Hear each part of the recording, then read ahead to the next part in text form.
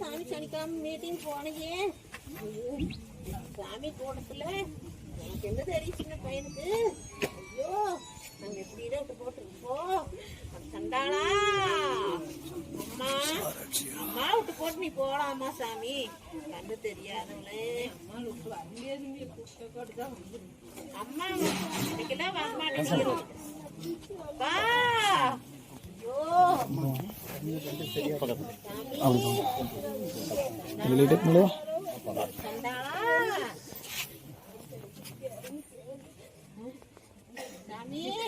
கண்ணு தெரியாத பாவி விட்டு போட்டு முளவாய் பொறுக்கி அம்மா முளவாய் பொறுக்கிட்டு சாப்பிடுன்னு சொல்லுவீங்களே.